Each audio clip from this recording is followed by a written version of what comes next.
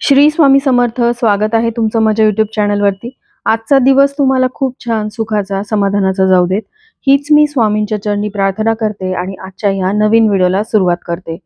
गुरुपुषामृत योग वारंवार येत नाही. चातुर्मास सुरू असून दीपोत्सवाची लगबग सुरू आहे. दिवाळीच्या काही दिवस आधी गुरुपुषामृत योग जुळून आला आहे. गुरुवारी पुष्य नक्षत्र आले तर त्या दिवशी गुरुपुषामृत योग तयार होतो. हा योग सर्व कार्यासाठी शुभ मानला जातो. या योगावर सोने खरेदी केला असता त्याची वृद्धी होते अशी मान्यता आहे. 24 ऑक्टोबर 2024 रोजी सकाळी 6:38 गुरुपुषामृत योग सुरू होणार असून दुसऱ्या दिवशी म्हणजे शुक्रवारी सकाळी 6:37 पर्यंत गुरुपुषामृत योग असणार आहे. संपूर्ण दिवस हा योग असणे विशेष मानले जाते. गुरुवारी धार्मिक कार्य करणे उत्तम मानले गेलेले आहे. पुष्य नक्षत्र सर्व प्रकारच्या कार्यांसाठी अत्यंत शुभ मानले गेले आहे.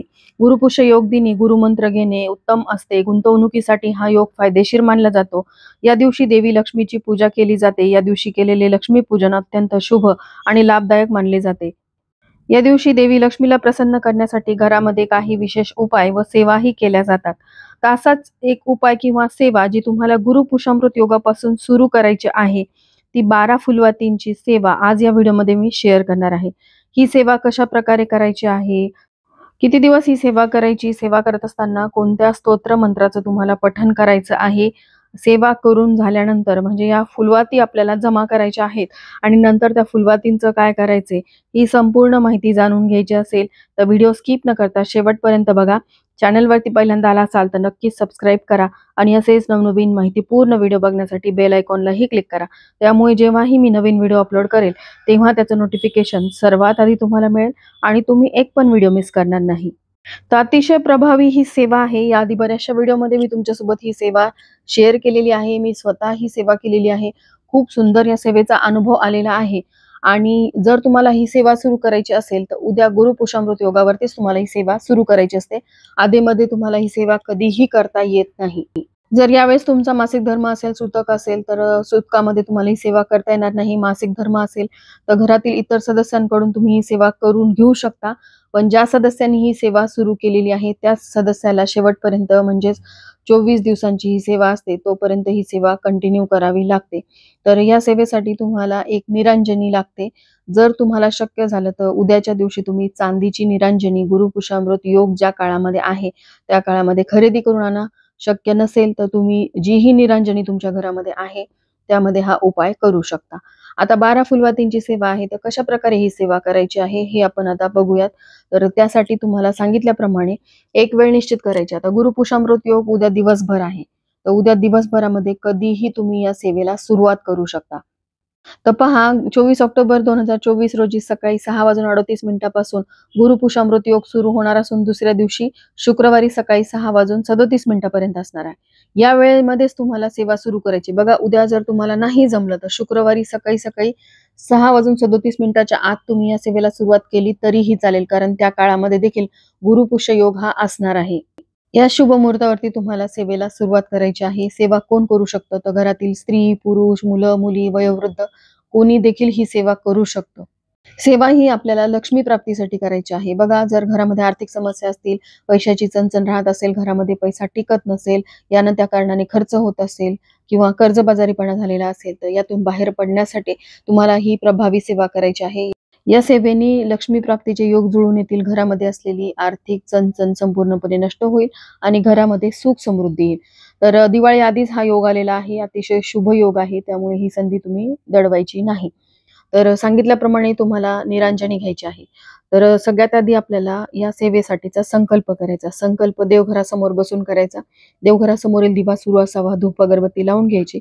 त्यानंतर तुम्हाला सेवेसाठीचा संकल्प करायचा आहे. ही सेवा 24 दिवसांची आहे. 24 दिवसांची सेवा करत असताना मध्ये अडचण आली, मासिक धर्म आला, सुतक पडलं तर तेवढे दिवस स्किप करायचे आणि पुढे ही सेवा सुरू ठेवायची. अचानक तुम्हाला गावी जावं लागलं तर ते दिवस देखील तुम्ही सोडून द्यायचे आणि परत आल्यानंतर तुम्ही ह्या सेवेला सुरुवात करू शकता. या सेवेचे फारसे असे काही नियम नाही आहेत, पण घरामध्ये तुम्ही नॉनव्हेज वगैरे बनवायचं नाही आणि बनवलं तरी तुम्ही ते स्वतः करायचं नाही. म्हणजे जी व्यक्ती सेवा करणार आहे त्या व्यक्तीने 24 दिवस नॉनव्हेज खायचं नाही. हा अतिशय महत्त्वाचा नियम आहे.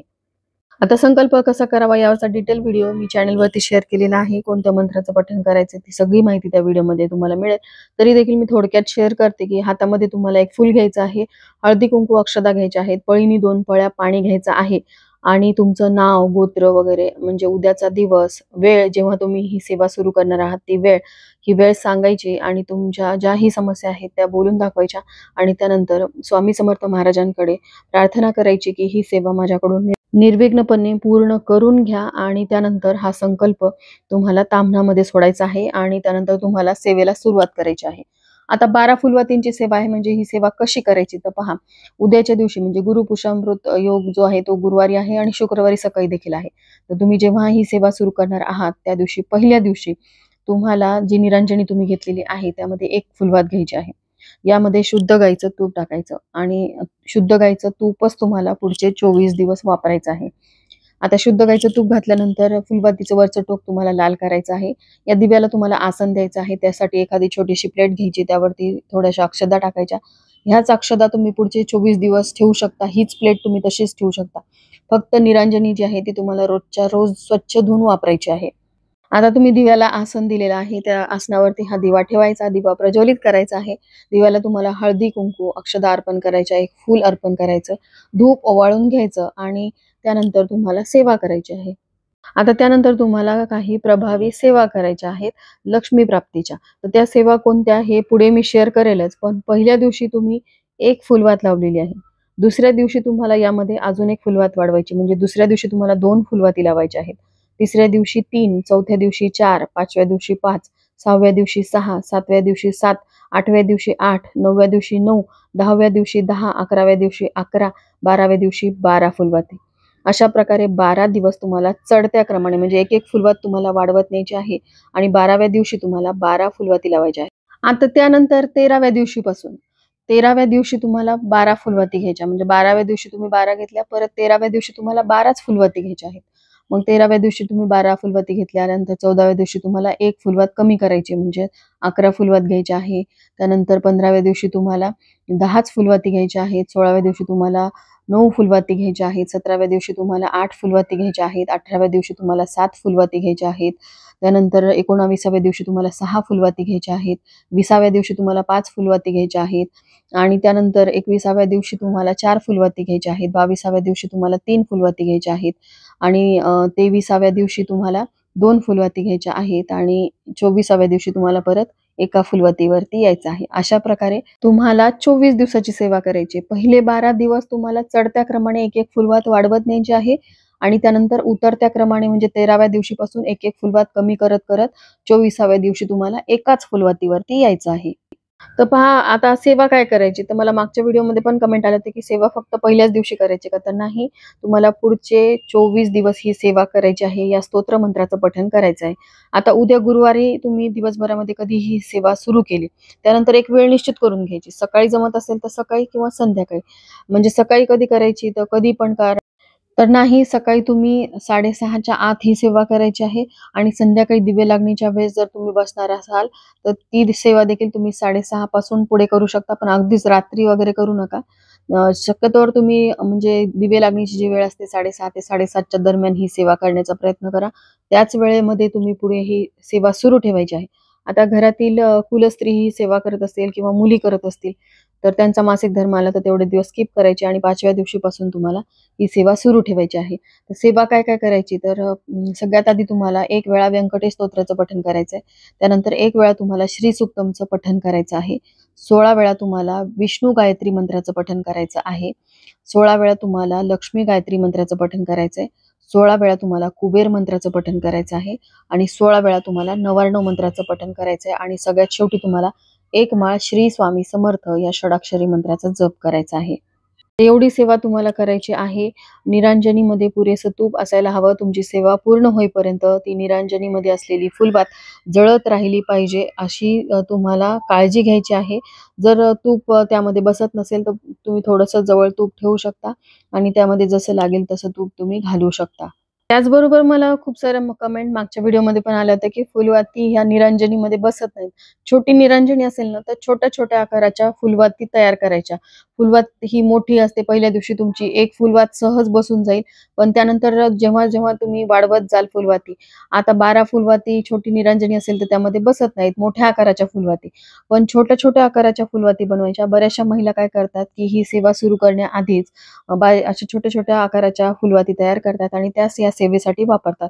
तसंच तुम्हाला करायचं आहे, कारण निरांजनी एवढी मोठी नसते, की ज्यामध्ये तुम्ही एवढ्या फुलवाती एकाच वेळेस प्रज्वलित करू शकाल. सेवा करून झाल्यानंतर जी फुलवात खाली शिल्लक राहते, पहिल्या दिवशी तुम्ही एक फुलवात प्रज्वलित केली, ती जी थोडीफार खाली जळालेली फुलवात शिल्लक राहते, ती तुम्हाला फेकून द्यायची नाही, तर ती तुम्हाला एका डबीमध्ये जमा करायची आहे. असंच पुढचे 24 दिवस जेवढ्या फुलवाती तुमच्या शिल्लक राहतील, त्या तुम्हाला जमा करायच्या आहेत. जोपर्यंत तुमची सेवा पूर्ण होत नाही, तोपर्यंत या फुलवाती तुम्हाला फेकून द्यायच्या नाहीत. ही चूक तुम्हाला करायची नाही. नाहीतर काय आपण पहिल्या दिवशी सेवा झाली, की दुसऱ्या दिवशी ती जी शिल्लक राहिलेली वात आहे, ती निर्माल्यामध्ये टाकून देऊ. असं करायचं नाही. ही चूक आपल्याला अजिबात करायची नाही. यावरती आपण लक्ष्मी प्राप्तीची सेवा केलेली आहे. त्यामुळे जोपर्यंत तुमची सेवा पूर्ण होत नाही, तोपर्यंत ह्या फुलवाती तुम्हाला डबीमध्ये किंवा एखाद्या वाटीमध्ये ठेवायच्या आहेत. त्यानंतर ज्यावेळेस तुमची सेवा पूर्ण होईल, आता 24 दिवसांची सेवा करण्यासाठी 24च दिवस लागतील असं काही नाही. मध्ये काही अडचण येऊ शकते, अचानकपणे गावाला जावं लागू शकतं किंवा आजारपण असतात किंवा इतर काही कारणं असतात. स्त्रियांना मासिक धर्म असतो. तर अशा वेळेस 24 दिवसांची सेवा करण्यासाठी कदाचित तुम्हाला 1.5 महिना लागेल, 2 महिने लागतील. जेव्हा तुमची सेवा पूर्ण होईल, त्यावेळेस तुम्हाला एका मातीच्या भांड्यामध्ये या सर्व फुलवाती घ्यायच्या आहेत. त्यावरती शुद्ध गाईचं तूप टाकायचं. 2 भीमसेनी कापराच्या वड्या ठेवायच्या, त्या प्रज्वलित करायच्या आणि ह्या सर्व फुलवाती तुम्हाला जाळून टाकायच्या आहेत. यामध्ये जी रक्षा तयार होईल, ती रक्षा तुम्हाला संपूर्ण कुटुंबातील सदस्यांच्या कपाळी थोडी-थोडी लावायची. जी उरलेली रक्षा असते, ती तुम्ही एखाद्या झाडाच्या मुळाशी टाकून द्यायची आहे. तुळशीला मात्र टाकू नका, कारण तुळस ही सुद्धा एक देवता आहे.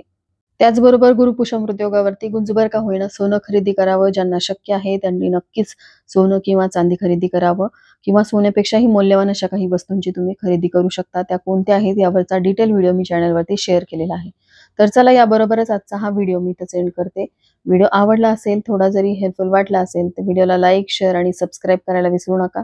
भेटूया तशाच एका नवीन व्हिडिओसोबत. तोपर्यंत सर्वांना श्री स्वामी समर्थ.